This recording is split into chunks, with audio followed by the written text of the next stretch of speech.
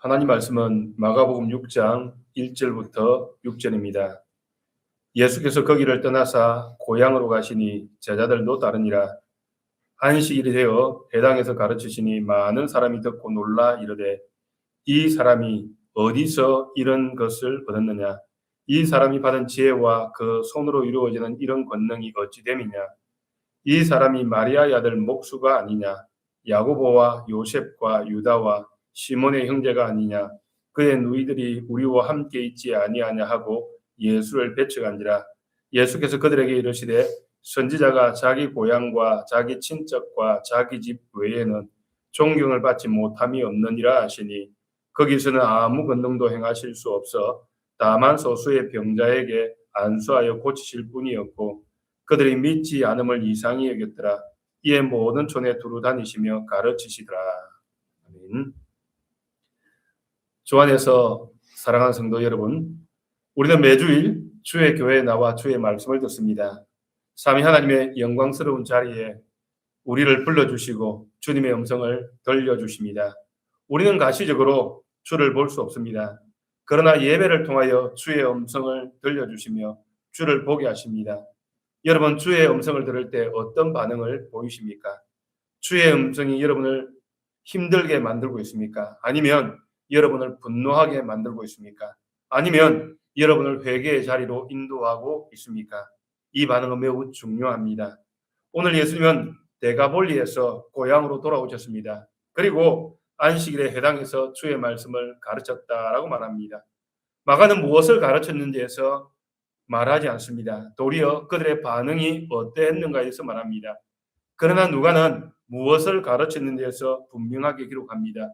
누가복음 4장 18절 19절에 주의 성령이 내게 임하셨으니 이는 가난한 자에게 복음을 전하게 하시려고 내게 기름을 부으시고 나를 보내사 포로된 자에게 자유를 눈먼 자에게 다시 보게 함을 전파하여 눌린 자를 자유롭게 하고 주의 은혜의 해를 전파하게 하려 하심이라 하였더라라고 말합니다. 예수님의 이 인용은 메시아가 오셔서 사역하실 그 일들에서 말씀하고 있습니다. 예수님의 이 말씀에 대하여 오늘 이 말씀이 이루어졌다라고 그렇게 말씀하십니다. 모인 무리들은 이 말씀을 들었고 그들의 반응은 이 말씀을 놀랐고 그가 어찌하여 이런 일을 할 수 있는지에 대해서 질문하고 있는 것입니다. 그러나 마가는 이 전한 말씀에 별로 관심이 없는 것처럼 기록하고 있지 않습니다. 도리어 청중들의 반응에 대해서 기록하고 있습니다. 그들의 반응은 이 사람이 받은 지혜와 그 손으로 이루어지는 권능이 어찌 됨이냐라는 데 관심을 가지고 있습니다. 누가는 예수님의 가르침을 이렇게 들려주고 있습니다. 선지자 이사야는 메시아에 대하여 기록하였고 지금 내가 메시아이다라는 말입니다. 이때 엘리야의 사건을 들어 이방인들이 복을 받고 있는 장면들을 설명합니다. 이 설명 앞에서 회당에 있는 사람들은 분노하고 정말로 화나는 그런 장면을 발견합니다. 더불어 예수님을 이제 산 낭떠러지까지 모시고 와서 떨어뜨리려 하는 그런 일들이 일어났다라는 것입니다. 그러나 마가는 회당에 모인 무리들의 반응을 이 사람이 받은 지혜와 그 손으로 이루어지는 권능이 어찌 됨이냐라고 기록하는 정도입니다. 그리고 무리들은 예수님을 배척하였고 예수님은 그 일들을 이상히 여겼다라고 그렇게 말합니다. 예수님은 자신의 사역을 받아들이지 않는 자기 고향의 회당에서 말씀을 전하셨습니다.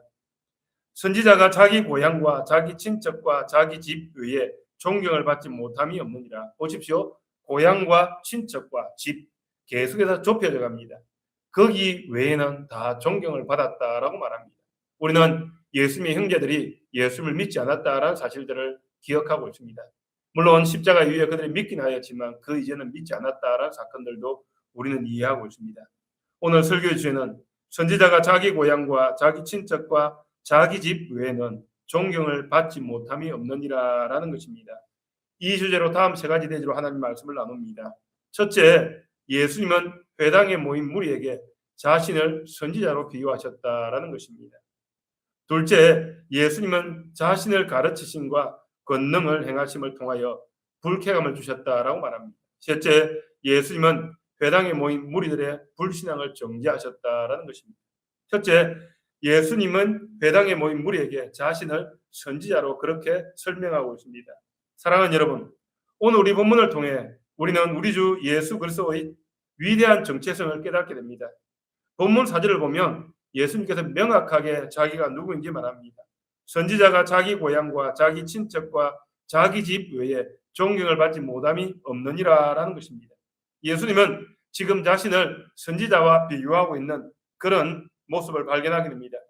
우리는 이 첫 번째 대지에서 고향 사람들이 예수님을 어떻게 거부했는지에 대한 사건은 잠시 미루어 두고 대신 성경이 말하고 있는 선지자가 도대체 누구인가라는 사실에 대해서 관심을 가져보아야만 합니다. 선지자의 사역은 무엇입니까? 왜 예수님은 자신을 선지자가 고향에서 존경받지 못함이 없다라고 고향 밖에는 존경받지 못함이 없다라고 그렇게 설명하고 있는 것입니다. 왜 선지자를 가져온 것입니까? 우리는 먼저 선지자에 대한 오해를 바로잡아야만 합니다. 많은 선지자들은 생각합니다. 미래를 점치는 사람 정도로 그렇게 생각합니다. 앞으로 일어날 일들을 미리 말해주는 그런 점쟁이 정도로 그렇게 생각하는 경향성이 있습니다. 그러나 성경이 계시하는 선지자의 본질은 미래를 예측하는 일에 있지 않습니다. 선지자에게 단순히 하나님의 말씀을 가르치고 또한 그 하나님의 말씀의 권위들을 드러내는 그런 직책이 주어져 있습니다. 하나님의 뜻을 백성들에게 가감없이 전달하는 대언자였다라는 것입니다. 물론 구약 성경을 보면 선지자의 사역 속에 미래에 대한 예언들이 다 포함되어져 있지요. 하지만 그것이 선지자의 직분의 전부는 아니었다라는 것입니다. 선지자의 핵심의 사역은 언제든지 하나님의 거룩한 뜻을 백성들에게 깨닫게 하는 것이다라는 것입니다. 즉 하나님의 법을 백성들의 삶에 적용시키는 그런 방식을 말씀해 주고 있는 것입니다. 그래서 참된 선지자들은 왕과 백성들 앞에 서서 항상 이렇게 외쳤습니다. 야훼께서 이와 같이 말씀하시니라라고 그렇게 말씀합니다. 선지자는 하나님의 메시지를 위탁받은 사신입니다. 자기의 생각이나 자기의 사상을 말하는 사람들이 아닙니다. 오늘날의 많은 사람들이 나는 선지자적인 역할을 합니다라고 말할 때에 자신의 말을 하지만 그러나 그 시대는 그렇지 않았다라는 사실을 기억해야만 합니다. 하나님이 전하라고 주신 말씀 그대로를 쏟아내는 도구가 바로 선지자였다라는 것입니다. 그 말씀이 때로는 청중을 불안하게 만듭니다. 그 말씀이 때로는 청중을 분노하게 만들기도 합니다. 그 말씀이 때로는 청중을 불쾌하게 만들어버립니다. 그러나 선지자는 그러한 모든 환경적인 요소가 있다고 할지라도 어떠한 타협을 할 수 없습니다. 하나님의 말씀이기 때문에 어떠한 타협도 할 수 없다라는 것입니다. 이스라엘 역사 속에서 선지자들은 독특한 위치에 있었습니다. 그들은 단순히 종교 지도자가 아니었습니다. 하나님과 백성 사이에 때때로 소송 대리인으로 일하고 있습니다. 하나님을 향하여서 이 백성에 대하여 검사가 되어져 소송하기도 한다라는 사실을 기억해야만 합니다. 백성들이 하나님의 율법을 어기고 우상 숭배의 길을 갈 때에 선지자들은 하나님의 법정에서 그들의 죄를 기소하는 이런 일을 하였다라는 것입니다.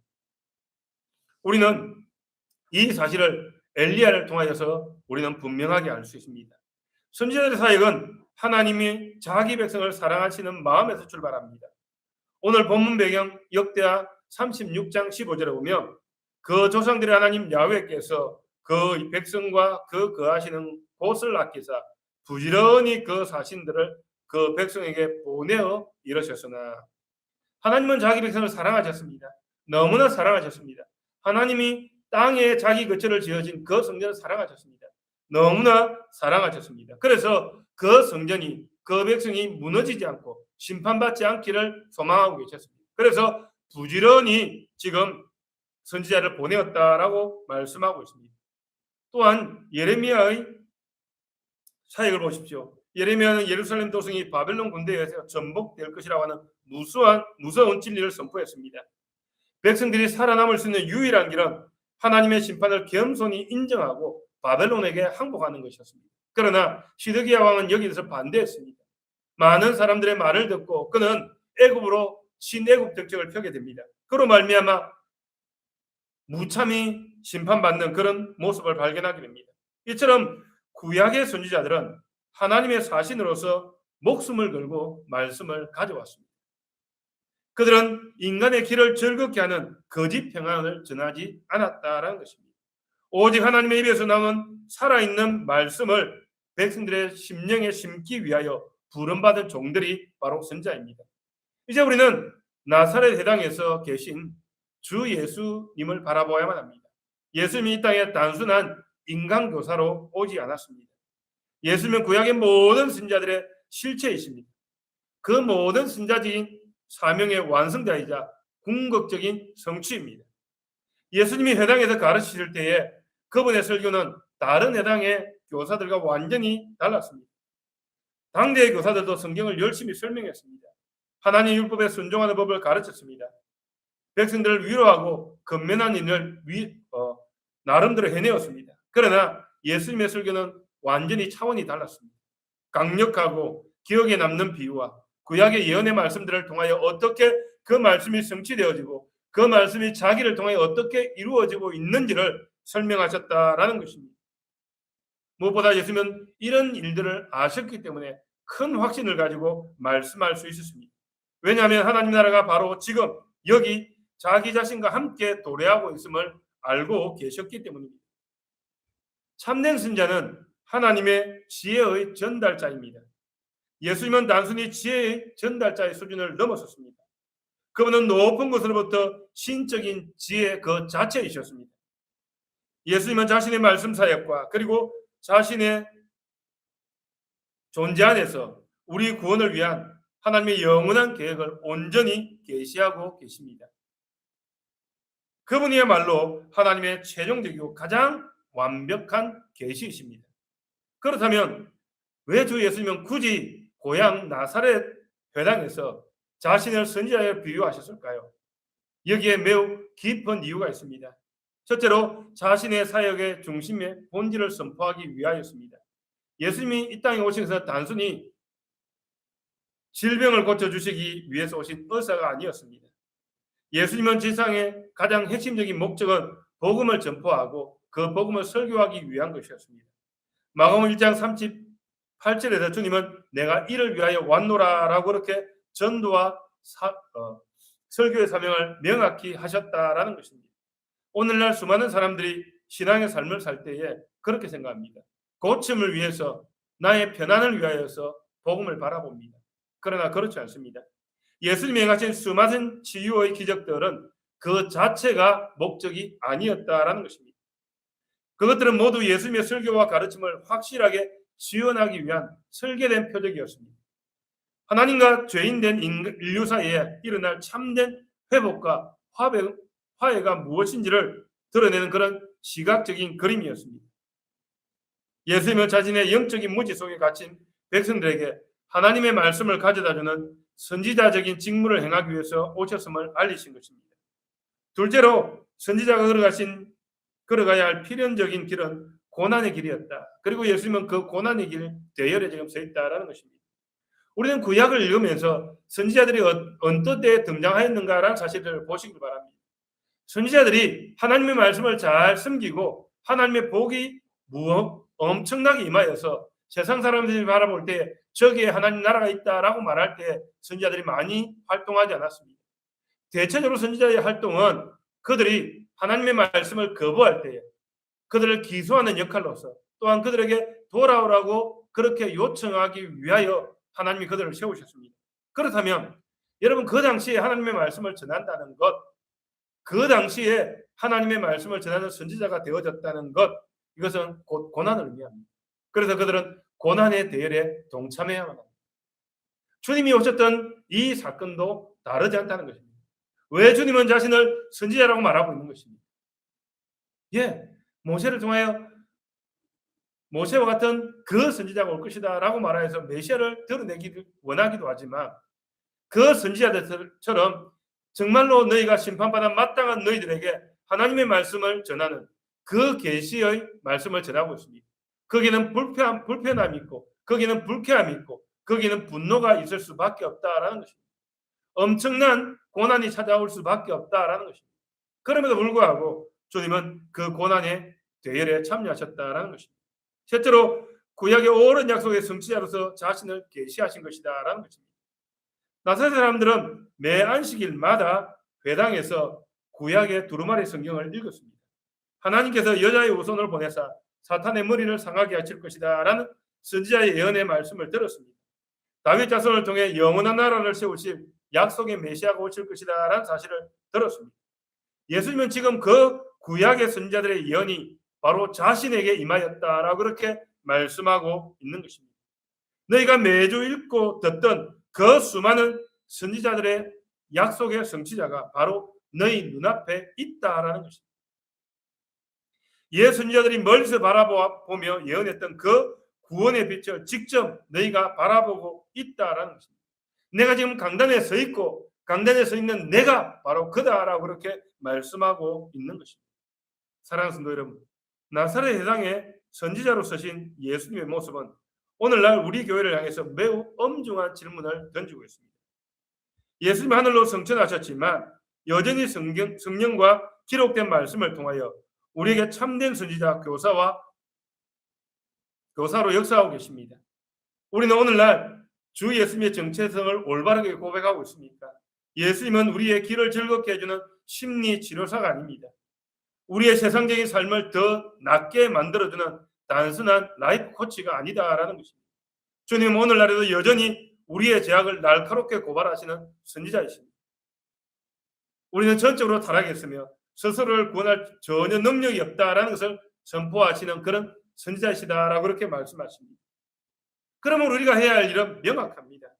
우리는 우리의 위대하신 주된 선지자이자 교사이신 그 주님 앞에 겸손히 앉아야만 합니다.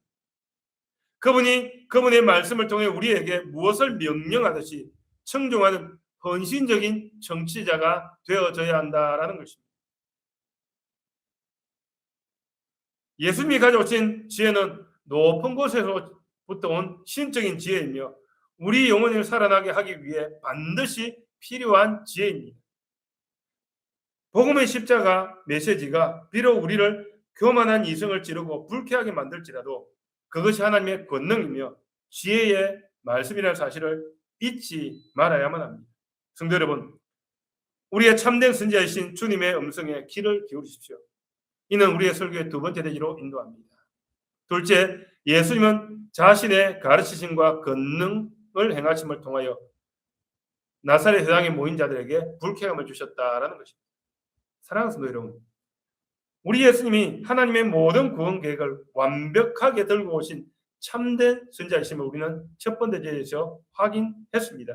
그렇다면 그 위대한 선지자 입에서 나오는 가르침을 직접 듣고 그 손으로 행하신 기적의 역사를 목격한 고향 나사렛 사람들의 최종적인 결론이 무엇이었습니까? 오늘 본문 3절 하반절에 우리는 매우 충격적인 슬픈 결정을 내리게 됩니다. 바로 예수님을 배척한지라라는 것입니다. 마가가 사용한 여기서 배척했다라는 이 헬라 원 단어의 의미는 스캔들입니다. 스캔들.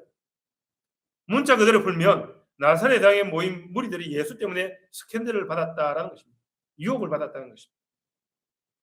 그리고 예수님으로 인해 심한 불쾌감을 느꼈고 그분의 가르침 앞에서 걸려 넘어졌으며 덫에 걸려 버렸다라는 것입니다. 이 배척했다라는 단어는 신약 성경 전체에서 매우 치명적이고 무겁게 사용됩니다. 그것은 단순히 기분이 상했다라는 정도의 단어가 아닙니다. 진실한 마음으로 나아가기를 길을 완전히 가로막아 버리는 영적인 파멸의 걸림돌을 의미합니다. 주 예수님은 평범한 도석 교사처럼 사람들의 길을 달래주지 않았습니다.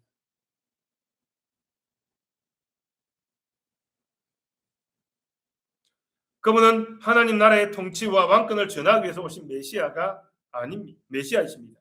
그분은 스스로가 새 언약의 나라를 이 땅에 가져오시는 주권자이심을 선포하셨습니다. 그러나 나사렛 사람들에게 이 메시아와 그분의 나라가 도리어 거침이 되었고 스캔들이 되었다라는 것입니다. 그날 나사렛 땅에서 새 언약의 왕을 대면한 타락한 인간의 그 마음이 어떻게 복음을 밀쳐내고 넘어지게 만드는지 적나라하게 오늘 본문은 우리에게 설명해 줍니다. 도대체 무엇이 그토록 나사렛 사람들을 불쾌하게 만들었습니까? 그들의 웅성거림에 담겨 있는 이 본문이 2절과 3절에 나타납니다. 그들은 예수님의 설교를 듣고 그 지혜에 분명히 놀랐습니다. 그분의 손으로 이루어지는 놀라운 권능과 기적을 실체를 부인하지 못했습니다. 그런데 그들의 놀라움은 믿음으로 자라나지 못하였다라는 것입니다. 대신에 그들이 예수님이 어디에서 왔는지, 그분의 과거의 인간적인 배경은 무엇인지 거기에 철저히 갇혀버렸다라는 것입니다. 그들은 자신들 사이에서 속삭이며 예수님을 선입견으로 미리 판단해 버렸습니다. 첫 번째 걸림돌은 예수님의 직업이었습니다. 무리들이 외쳤습니다. 이 사람이 목수가 아니냐. 성도 여러분, 당대의 목수는 우리가 생각한 처럼 그냥 나무만 다룬다라는 그런 정도의 이야기가 아닙니다. 돌이나 나무, 금속을 가지고 땀을 흘리며 물건을 만드는 일반적인 육체 노동자를 이야기할 때 목수다라고 그렇게 말합니다. 그는 건축업자였다라는 것입니다. 육체적으로 강하고 손기술에 숙련되어 있을지 모르지만 사회적으로는 결코 존경받지 못한 그런 직업을 가지고 있었습니다. 당대 사람들이 이같이 수작업 노동에 매우 얕보았습니다. 나사렛 사람들의 마음이 딱 그러했습니다. 그래서 새 언약의 나라를 가져오시는 예수님을 향하여서 그가 목수가 아니냐라고 그렇게 말했습니다. 두 번째 걸린 돌은 예수님의 가족의 배경이었습니다. 그들은 말했습니다. 이 사람이 마리아의 아들이 아니냐. 보편적으로 누구의 아들이다라고 말할 때 요셉의 아들이다라고 이렇게 말해야 마땅합니다. 그러므로 그 당시에 남성적인 사회를 생각한다면 그것이 분명합니다. 그러나 오늘 본문에서는 마리아의 아들이다라고 이렇게 연결짓고 있습니다. 이것은 이례적인 그런 일입니다. 어쩌면 아버지가 일찍 죽은 사람들, 그런 사람들을 암시할 때 이런 표현을 사용했을 것입니다. 그러나 예수님은 그렇지 않았습니다. 그럼에도 불구하고 이런 표현을 사용했습니다. 게다가 예수님의 동생들인 야고보, 요셉, 유다, 시몬, 그들은 너무나 잘 알고 있었습니다. 그 누이들도 평범하게 그 주위에 살고 있었습니다. 그들의 가문에는 별 특별한 것들이 없었다라는 것입니다. 결국 예수님에 대한 지나친 익숙함이 이 복음을 전면 거부하는 무능력을 낳았다라는 것입니다. 우리는 저 사람의 본질을 다 알고 저 가족이 어떤 부류인지 다 아는데 저 사람이 이제 대단한 거물이라 된 것처럼 우리 위에 서서 새 언약의 통치를 전하려는 담대함이 도대체 어디에서 나온 것이냐라고 그렇게 말하고 있는 것입니다.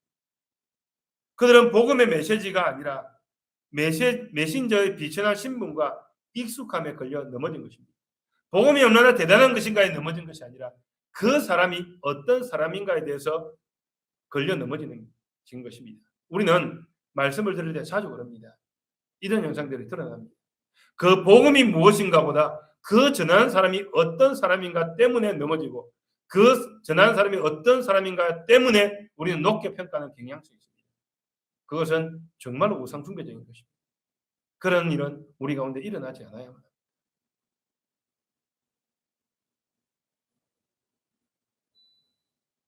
예수님의 말씀과 권능이 나오는 배경을 그들은 받아들이려 하지 않았습니다.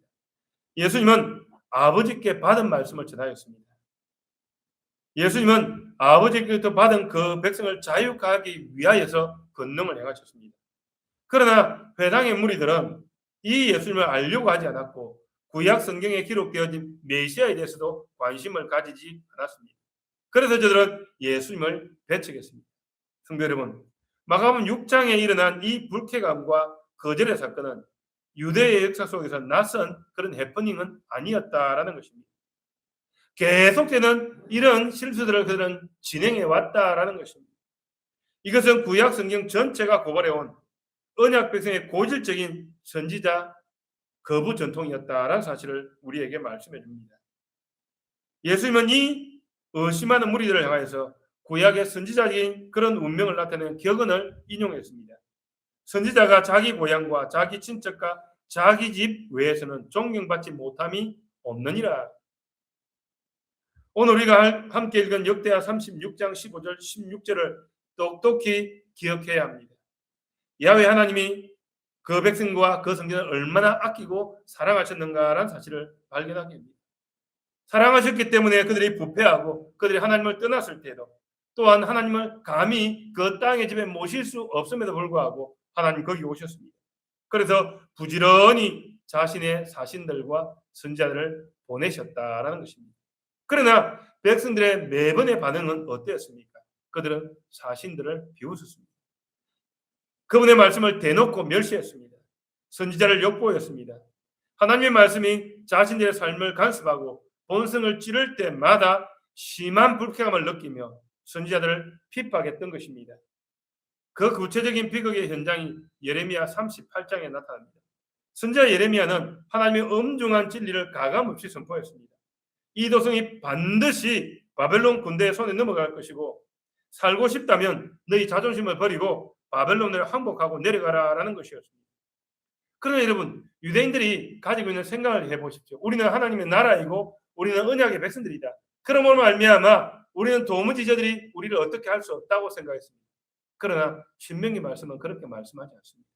너희가 언약의 말씀을 버릴 때 이방의 객이 될 것이다 라고 분명히 말씀하셨다라는 것입니다. 그러므로 그들은 거기에 내려가야 평안을 누릴 수 있습니다. 그러나 유다의 고관들은 어떻습니까? 그 마음에 불쾌감을 느꼈습니다. 너무나 분노했습니다. 이 사람이 백성의 평안을 구하지 아니하고 재난을 구하오니 청하건대 이 사람을 죽이소서. 왕에게 이렇게 요청을 했습니다. 그들은 진리를 전하는 예레미야를 향해 군사들의 사기를 떨어뜨리고 반역자 취급을 하는 그런 모습을 발견합니다. 시드기야 왕은 권력자들의 눈치를 바라보며 예레미야를 무책임하게 구덩이에 빠뜨리도록 그렇게 만들었습니다. 이제 그는 완전히 죽을 위기 가운데 있게 되어지는 그러한 모습을 발견합니다. 유대 백성들은 하나님의 선지자들에게 익숙해지면 익숙해질수록 그 말씀들을 더 오래 들으면 오래 들을수록 더 잔인하게 대우하였다라는 것입니다. 선지자들은 더 깊은 영적, 육적 진창 속으로 이제 밀어넣으려고 하는 그런 무시가 그들 가운데 찾아왔습니다. 그리고 오늘 마가복음 6장에서 새 언약의 나라를 실체를 가져오신 주 예수님이 정확히 그 구약 선지자들이 당했던 배척의 대열에 지금 합류하고 계신 것처럼 보입니다. 나사렛 주민들은 예레미야를 진흙 구덩이에 던져넣었던 조상들의 완악한 본성을 그대로 이어받아 신이 찾아오신 그 메시아를 여전히 이렇게 배척하고 있습니다. 새 언약의 복을 눈앞에 두고도 옛 언약의 비극적인 반역을 반복하고 있는 그러한 모습을 발견합니다. 성도 여러분, 나사렛 예당에서 시작된 이 불쾌감과 스캔들은 여전히 멈추지 않습니다. 이것은 예수님의 지상 사역 맨 처음부터 그가 쓰라린 십자가의 죽음의 사역까지 계속되게 될 것입니다. 그리고 더불어 이제 그의 종들에게도 계속되게 될 것입니다. 회당 강당에서 구조적으로 예루살렘 도성을 향해 걸어가고 있습니다. 예수님은 고향 사람들의 냉랭한 시선을 넘어 자신이 걸어가야 할 진짜 배척의 길을 보고 계셨던 것입니다.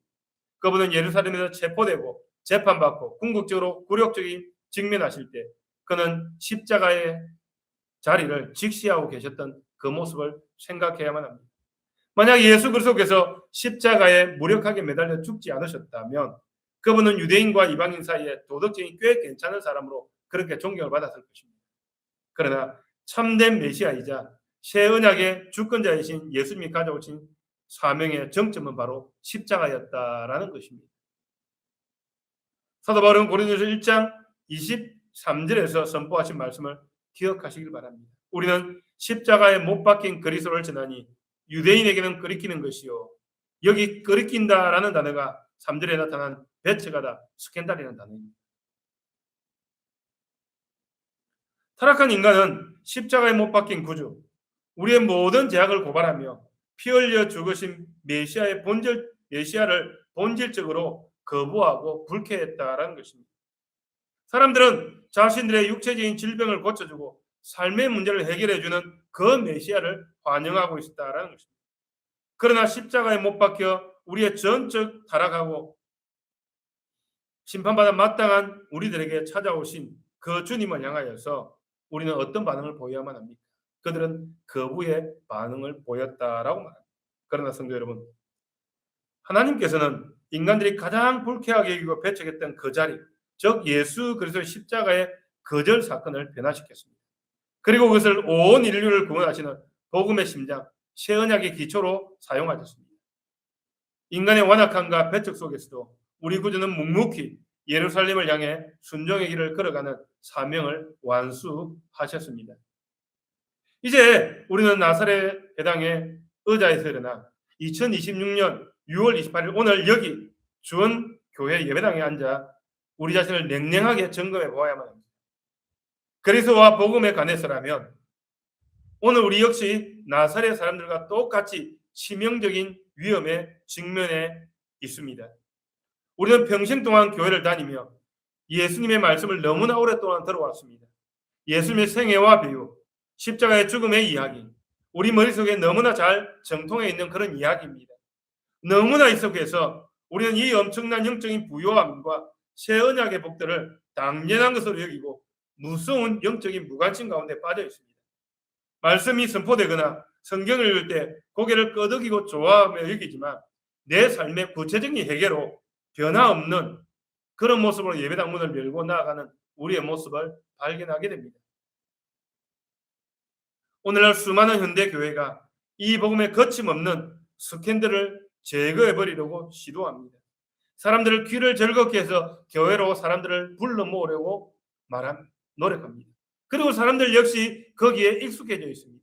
그렇게 되어져야 한다라고 말합니다. 복음을 개조시켜 버렸습니다. 예수 그리스도를 나의 죄를 위해 피 흘리신 새 언약의 왕이 아니라 그저 긍정적인 삶의 원리를 주는 라이프 코치로 그렇게 변모시켜 버렸습니다. 지금 당신에게 최고의 삶을 약속하고 더 나은 당신이 되도록 도와주는 심리 치료사로 만들어 버렸다라는 것입니다. 사랑하는 여러분, 그런 가짜 복음에 절대로 속지 마십시오. 복음의 메시지는 본질적으로 인간을 멀어지게 만들고 거침없게 되는 메시지입니다. 우리는 다 양 같아서 그릇 행하였으며 우리 스스로 구원할 능력이 전혀 없는 그 사실이 폭로되어지는 그 스캔들, 그 메시지여야만 합니다. 성경이 계시하는 진짜 그리스도는 라이프 코치가 아니라 십자가에 못 박힌 새 언약의 구주이십니다. 성도 여러분, 나사렛 사람들은 회당 도서관에서 구약의 두루마리만 가지고도 구약의 성취이신 예수 그리스도를 알아보지 못해 정죄를 받았습니다. 그런데 여러분, 오늘날 어떻습니까? 우리는 가정 안에서 수많은 성경의 사본들이 있습니다. 여러분, 성경을 펼치면 헬라어, 히브리어, 원어부터 영어의 여러 가지 많은 사본들까지, 아니요, 한글로 되어진 사본들이 엄청나게 많습니다. 인터넷만 켜도 10초 안에 여러분은 수많은 번역들과 유용한 주석들을 찾을 수 있을 것입니다. 영적인 부유함을 누리고 있습니다. 주 예수님이 오늘 우리 주원교회에 찾아오신다면 우리가 이토록 영적인 풍성함, 새 언약의 보물을 손에 쥐고 여전히 무관심과 믿음의 결핍 가운데 있는 가난하게 사는 우리의 모습을 바라보면 이상이 여기지 않으시겠습니까? 우리가 그토록 잘 아는 예수라는 이름이 너무 익숙해진 나머지 말씀의 거룩한 두려움과 경외심을 완전히 상실해버린 그런 경멸의 죄를 범하고 있지 않습니까? 이는 우리의 설교의 세 번째 대지로 인도합니다. 셋째, 예수님은 회당에 모인 무리들의 불신앙을 정죄하셨다라는 것입니다. 사랑하는 성도 여러분, 첫 번째 대지에서 예수님은 참된 선지자이심을 보았고 두 번째 대지에서 그분의 말씀을 던지는 거룩한 걸림돌을 살펴보았습니다. 이제 마지막으로 자기가 최고로 잘 안다고 자부했던 고향 백성들의 완악한 불신앙을 위해 우리 주님이 어떻게 엄중한 정죄와 심판을 선언하신지에서 귀를 기울여야만 합니다. 왜냐하면 이 정죄와 심판에서는 바로 우리에게 전하여지는 말씀이기 때문에 그러합니다. 예수님은 회당 강단에서 내려오시며 자신의 웅성거린 자들 향해서 바라보셨습니다. 주님은 그들의 생각을 정확하게 꿰뚫어 보셨습니다. 그리고 본문 4절의 말씀입니다. 선지자가 자기 고향, 자기 친척, 자기 집 외에는 존경받지 못함이 없느니라. 왜 이 말씀이 이스라엘 백성의 속담이 되었겠습니까? 이스라엘 백성 전체의 역사를 통하여서 처절하게 이렇게 이어져 왔던 이야기들이기 때문에 그러합니다. 선지자들이 끊임없이 핍박을 당해왔다라는 것입니다. 우리는 역대하 36장 15절, 16절에서 똑똑히 이 사실을 바라보았습니다. 하나님 그들을 너무나 아끼고 아꼈지만 그들은 이 아낌에 대해서 관심이 없었습니다. 그래서 16절에 그 백성이 하나님의 사신을 비웃고 그 말씀을 멸시하며 그의 선지자를 욕하여 야훼의 진노를 그 백성에 미치게 하여 회복할 수 없게 하였으므로, 야훼의 진노를 그 백성에게 미치게 하여 회복할 수 없게 하였으므로, 이제 더 이상 회복될 수 없고 너희는 바벨론 포로로 살아가야 한다라는 사실을 말씀하고 있는 것입니다. 그들은 하나님의 음성 듣기를 싫어했습니다. 그 대표적인 현장이 예레미야 38장의 사건이다라는 사실을 바라보았습니다. 하나님의 말씀을 타협 없이 받아들이라고 말씀하셨습니다. 그러나 그들은 하나님의 말씀을 받아들이지 않았습니다. 도리어 선지자를 괴롭게 만들고 불편하게 만들었습니다. 그로 말미암아 그들은 심판을 받았다라는 사실을 기억해야만 합니다. 그리고 오늘 6절에서 새 언약의 통치를 들고 오신 우리 주 예수님의 자신이 선지자로 비유하고 있습니다. 나사렛 주민들은 하나님의 아들을 향해 불신앙의 돌을 던지며 그분의 사역을 배척하였다라는 것입니다. 성도 여러분, 본문을 보면 나사렛 사람들은 대놓고 말하지 않았지만 예수님의 권위를 증명할 만한 대단한 표적을 구하고 있었던 것입니다. 내가 저 가버나움에서 죽은 자를 살리고 폭풍을 잠잠하게 했다는데 이 고향에서 한번 해봐라. 그러면 우리가 너를 믿겠다라는 그런 정도의 어떤 내용처럼 보여지기도 합니다. 그러나 그들은 이미 길을 닫고 설교의 말씀을 거부했습니다. 그 장소에서 기적을 행하는 것은 아무런 소용이 없었습니다. 그러므로 주님은 이제 거기에서 아무 권능을 행하실 수 없어 다만 소수의 병자에게 안수하고 고치실 뿐이었고라고 말합니다.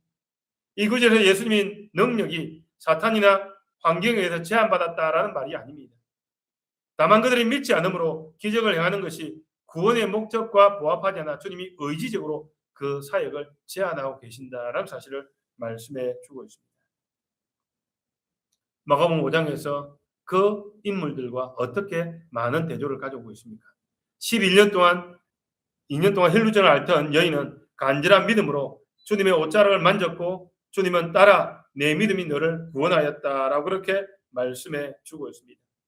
또한 회당장 야유를 향해서 두려워하고 믿기만 하라라고 말씀하시며 죽은 소녀를 살리셨습니다. 두려워하고 믿기만 하라라는 이 말, 성경에서 두려워하지 말라라는 표현들은 거의 야훼께서 하신 말씀입니다. 그러므로 지금 주님이 두려워하지 말라라는 말은 한 인간 교사의 말이 아닙니다. 야훼 하나님이 지금 말씀하고 있는 것입니다. 두려워하지 말라라고 그렇게 말씀하고 있습니다. 그러므로 지금 이 야이로가 이 말씀을 듣고도 두려워한다는 사실을 발견한다면 야훼를 믿지 않는 그 현실처럼 보여지게 될 것입니다. 우리 인간의 연약함을 보여주게 될 것이다라는 것입니다. 어쨌든 우리는 이 사실을 발견하면서 소수의 병자들이 고침을 받았다라는 사실을 보아야만 합니다. 그리고 6절에 주님의 마음을 가장 생생하게 보여주는 말씀을 합니다. 그들이 믿지 않음을 이상히 여겼다. 전의 성경은 기이 여겼다라고 말합니다. 성도 여러분, 복음서 전체를 통하여서 예수님이 무언가에 대해서 이상히 여기고 놀라셨다라는 장면은 그리 많지 않습니다. 한 번은 누가복음 7장에서 이방인 백부장의 위대한 믿음을 보셨을 때 그 이방인 군인이 성경 둘마리도 없었고 언약의 약속도 받지 못했으며 야훼 하나님을 경외하도록 양육받지도 못한 사람이었습니다. 그럼에도 불구하고 예수님 말씀 한마디에 하인이 낳을 것이라는 엄청난 믿음을 보였기 때문에 기이 여겼다라고 말씀합니다.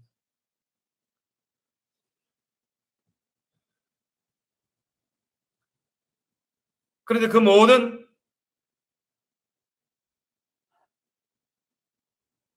사건들 앞에서 오늘 나사렛에서 정확하게 반대의 일이 일어납니다. 그들의 철저한 믿음의 결핍 때문에 귀히 여겼다, 즉 이상히 여겼다라고 말씀합니다. 나사렛 회당을 보십시오. 그곳에 구약 성경에 수많은 두루마리들이 보존되어 있었습니다. 나사렛 사람들은 매 안식일마다 회당에 모여 하나님이 아브라함과 이삭과 야곱과 다윗에게 하셨던 그 풍성한 언약의 메시지를 귀로 들었습니다. 여자의 후손이 와서 뱀의 머리를 상하게 할 것이다 라는 인류권에 대한 이야기도 달달 외우고 있었을 것입니다. 그런데 그 모든 구약의 약속과 예언을 온몸으로 성취하신 실체가 그들 한가운데 회당 가운데 지금 강단에 서 있습니다. 바로 그들의 눈앞에 나타나 있습니다. 그러나 그들은 믿기는 그는 목수다라고 그렇게 비하했습니다. 마리아의 아들이다라고 그렇게 비하하고 있는 그러한 모습을 발견합니다. 그러나 우리 주님은 낙심하여 사역을 포기하지 않으셨습니다. 그분은 은혜의 구주이십니다.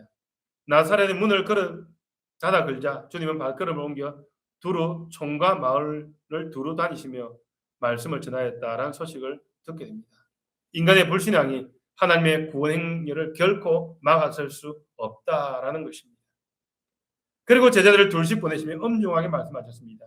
어느 곳에든지 너희를 영접하지 아니하고 너희 말을 듣지 아니하거든 거기서 나갈 때에 발에 먼지를 떨어버려 그들에게 증거를 삼아라. 복음을 거부한 불신앙의 자리에 임할 하나님의 사법적인 거절과 무서운 종말론적인 심판을 지금 선언하고 있는 것입니다. 사랑하는 성도 여러분, 오늘 2026년 6월 28일 마가음 6장 6절에 나타난 주님의 이 경악하시는 모습이 오늘 우리 교회를 향하여 똑같이 나타나고 있지 않는지 또한 자신을 돌아보아야만 합니다.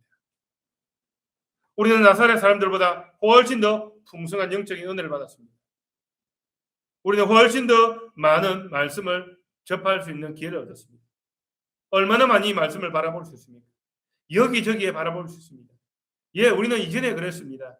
여러분이 정말로 말씀을 알기 원한다면 여러분 가정에 주석 한 질 전도는 있었으면 좋겠습니다 라고 말하는데 오늘 우리는 어떻습니까? 주석 한 질이 없어도 성경을 통하여 인터넷을 통해 금방 이 내용들을 찾아볼 수 있는 이런 길이 열려졌다라는 것입니다. 우리는 복음의 지식을 너무나 잘 알고 있습니다. 하나님의 풍성한 약속이 무엇인지, 성도로서 행해야 할 거룩한 의무가 무엇인지 귀에 못이 박히도록 들어왔습니다. 참된 선지자이신 그리스도께서 성령과 말씀을 통해 매주일 우리 한가운데 친히 임재해 계십니다. 우리 역시 이 고향 선지자와 너무나 지나치게 익숙해져 있다라는 것입니다. 그렇다면 오늘 우리 구주께서 우리의 믿음을 보시며 이상히 여기실까요? 우리가 이 엄청난 영적인 부욕을 사용할 때마다 겸손하게 무릎을 꿇고 그 말씀을 살아내기 위하여 얼마나 치열하게 몸부림치고 있는지 그 믿음의 열매를 보며 얼마나 기뻐하시겠습니까? 아니면 우리가 이 서로 풍성한 보물을 손에 쥐고 여전히 영적으로 가난하고 메말라 있는 그런 모습 아닙니까? 그렇다면 주님은 정말로 경악할 것입니다. 매주일 예배당 의자에 앉아 말씀이 선포될 때 고개를 까딱거리지만 내 삶의 구체적인 회개도 없고 삶의 변화도 없으며 기도 생활에 열심도 없고 개인 경건도 완전히 무너져버린 우리의 지독한 무엇인가 냉랭함 때문에 주님은 우리를 향해서 분노하고 있지 않습니까? 어쩌면 오늘날 교회가 이런 문제들 때문에 하나님의 말씀을 포기해버리고 정말로 성도들이 모이기를 원한다라고 말하여서 라이프 코치가 되거나 심리적인 치료사가 되어져서 일하는 그것을 교회라고 말해야만 합니까? 그런 교회를 바라볼 때 주님은 분노하실 것입니다. 사랑하는 여러분, 부디 이 질문을 가볍게 여기지 마시길 바랍니다. 이것이 여러분의 영혼의 영원한 생명과 죽음이 걸려있는 가장 기본적인 질문이요 문제입니다. 복음의 말씀이 선포될 때마다 매우 진지한 영원한 무게에 저울에 매달려 있다라는 사실을 기억해야만 합니다. 이 말씀이 나를 구원할 것인가 아니면 나를 정죄할 것인가의 관림길에 저울에 매달려 있는 것입니다. 우리가 성경에 게시된 그대로 예수 그리스도 오직 십자가에 못 박힌 그 주님만을 전적으로 신뢰하고 안식할 때 우리 안에 완악한 불신앙이 떠나고 참된 하나님의 권능이 임하실 줄 믿습니다. 믿음에 대한 익숙함과 무관심의 죄를 자복하고 회개합시다. 마가복음 5장에 때때로 믿음의 장으로 여겨집니다. 그리고 6장에는 불신앙의 장으로 보여집니다. 즉 주 예수님께서 그의 사역에서 커져가는 불신앙을 어떻게 반응하시는가의 장으로 6장을 바라보아야만 합니다. 예수님의 이 질문은 나중에 마가복음 8장 29절에 나오지만 참으로 여러분은 그를 누구라고 하고 있느냐라는 이 질문을 받게 될 것입니다. 누가복음 8장 29절에 너희는 나를 누구라 하느냐? 우리의 대답은 예수 그리스도는 우리의 왕, 우리의 죄와 사망의 심판에서 구원하셔서 당신의 나라로 부르시는 새 언약의 왕이십니다. 입니다. 아멘.